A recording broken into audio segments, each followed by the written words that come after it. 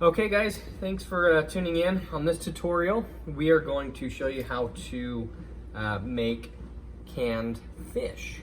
We're gonna do dolphin free Utah tuna, or better known as carp. So we have some basil, we have some dill, fresh rosemary, green onions, lemon, pure olive oil, canning salt, and garlic cloves. So we'll go ahead and get this stuff cut up, and then we will start getting it in the jars as well as the fish. So I'll go ahead and start with that.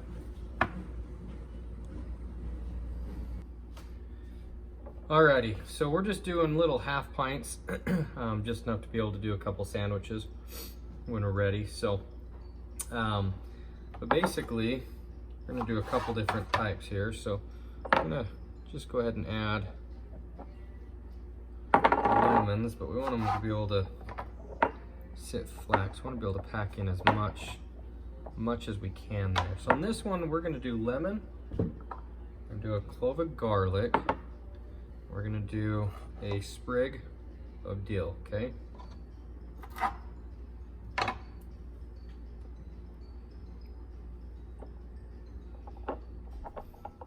Okay. This one, we're gonna do a lemon as well. Do a clove of garlic. And we're gonna do just a small sprig of some rosemary. Okay.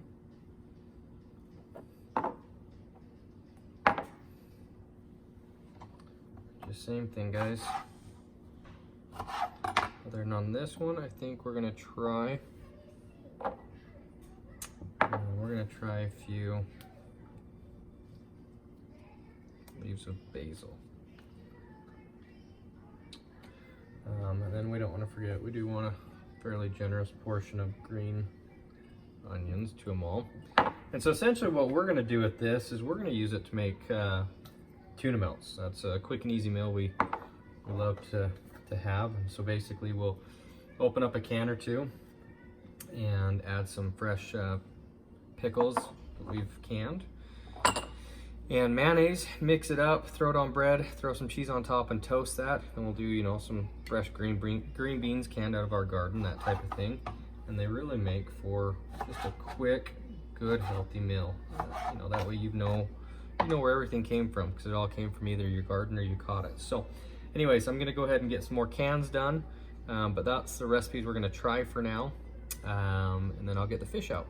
And just keep in mind, the fish has already been brined for about 8 hours. Some recipes call for brine, some don't. I chose to brine it with a little bit of vinegar to help take out some of that fishy taste on it. So, and then with it being brined, we will not be adding pickling salt. Normally you add a little bit of salt to taste to the jars, but we will not be adding that since we brined it for 8 hours.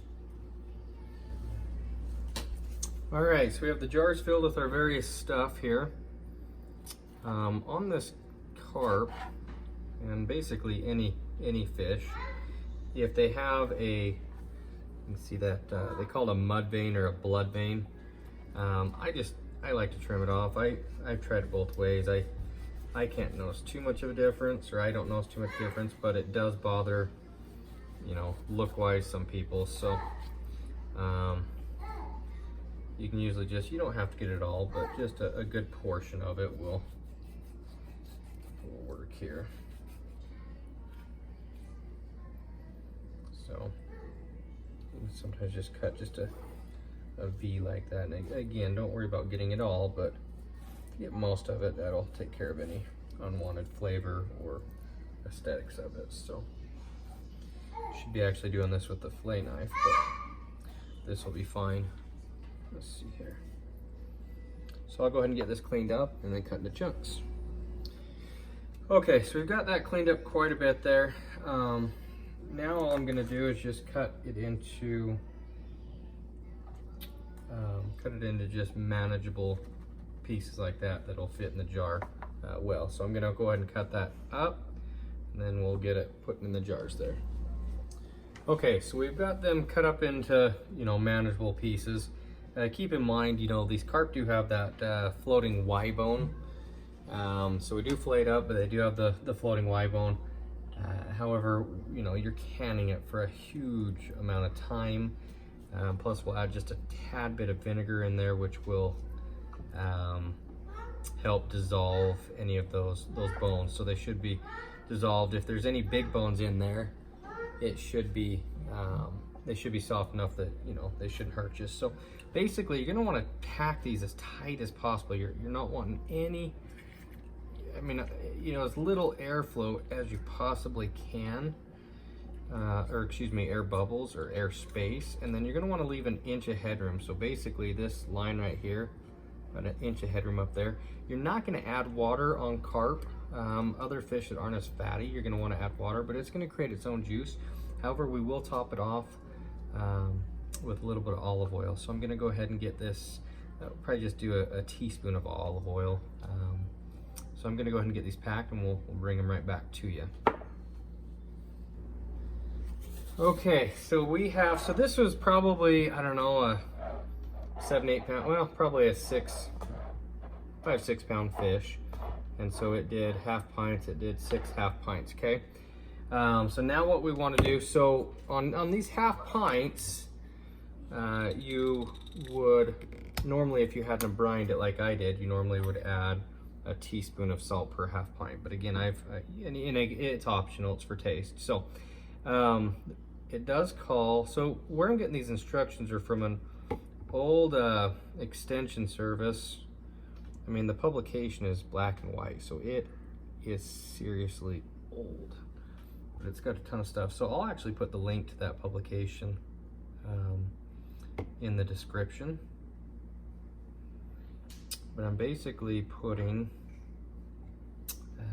gonna put 1 tablespoon of some sort of cooking oil in here. So I chose olive oil. I was actually wanting to use avocado oil just because I prefer it, but I do olive oil. Just, you know, you can do vegetable oil, corn oil, peanut oil, just because I want to be as healthy as I can for my family. So really, this is the only thing that is, you know, of sourced that I don't know where it's from. You know, it's not grown or caught by me. So anyways, if you guys like these videos, you know, make sure you like and share, and you know, make sure you subscribe, because I'm going to be doing quite a few of these videos. We're going to do some sausage making here in the next week or two. So anyways, I have that on there. So the next thing I want to do, where this is a really fatty fish, I'm going to want to take my vinegar. My goodness. Take my vinegar, and I'm going to want to just dip a rag or a paper towel in there and just clean those rims off really good, so that way you know, we make sure the seal is here very well. So one thing you can do, I've seen recipes call for, is a teaspoon of vinegar in the cans, and so I actually might add just a teaspoon of vinegar on these. I guess they help alleviate some of the fishy flavor, as well as help dissolve those bones. So so all I'm doing, again, I'm just dipping that in vinegar. Okay, I'm just gonna wipe these jars down so that way we ensure that seals properly. Okay, first thing you want to do is go through all that time, because on these half pints it's calling for 10 pounds of pressure, obviously adjusted for altitude. So where we're at, we're going to do 15 pounds of pressure, but for 90 minutes. So, and I'm actually going to double check Ball's canning book first, because I think they actually called for a longer time, and where that article is actually from an old extension service, obviously in the 50s or 60s. I don't want to, you know, I don't want to run any risks and not do it long enough. So but anyways, again, these are half pints, and it's calling for 90 minutes on the half pints. Okay, so about have these all cleaned up here. Okay, so I'm gonna go ahead, and I think I am gonna add just because I never have done it before with the vinegar, I'm gonna try I'm gonna try a half a teaspoon of vinegar and see if it does help those bones. Usually those bones are really soft, so it's not a big deal anyways, but anything that you can add would help it. Like that, it's gonna throw that flavor off too much where we've got everything we've got in there. So some of these, I am right there on that headspace. So again, you want it into headspace. It probably might have to take a little bit of fish out of this one, and that one should be good. All the rest should be good. So I've got the I have the lids in the warm water. I'm gonna put them on now, and then we will load up the pressure canner for you. Okay, so we filled the pressure canner with about 3-4 inches of water. We've got the jars in there spaced evenly apart. The lids are put on finger tight. So I did check Ball's recipe for just general fish, and they're, instead of 90 minutes, they're asking for 100 minutes at 10 pounds of pressure, adjusting for altitude. So where we're at, we're gonna do 100 minutes at 15 pounds of pressure. And so keep in mind, you do want to adjust for your altitude. Now, on this fish, at 100 minutes, keep in mind that's when you actually hit the appropriate pressure for it. Also, it did mention that this was 100 minutes for both pints and half pints. We've done half pints because it's just easier for us. We don't want to waste anything. So anyways, I will show you guys once this is all finished up, and yeah, should be good. Okay, one thing to remember, guys, when this little safety valve engages, if I can focus on it better, there we go. When that safety valve engages, let this blow off steam, so start counting down for 10 minutes, and then put your weighted dial on after that 10 minutes is done. Then let it get up to pressure, start the timer, obviously when the pressure starts. So I'm going to add a link for two things on Amazon. One, this pressure cooker we use. We've had it for years, we love it. The second link I will do is some different baits that we enjoy to use to help catch some carp. So anyways, we'll come back after this is finished. Okay guys, so we just pulled this out of the pressure canner. We don't want to touch it too much. It really needs to sit in an area that does not have a draft and can be undisturbed for 24 hours. I've already been hearing them pop, so I think all of them sealed, but we'll go ahead and let them sit on this towel for 24 hours with the beans. As you can see, they filled entirely up with liquid, so that's why we didn't add any additional liquid to them. But yeah, make sure you subscribe, like, and share this video. We're going to be doing some sausage making classes or tutorials here over the next couple weeks, so that should be really fun.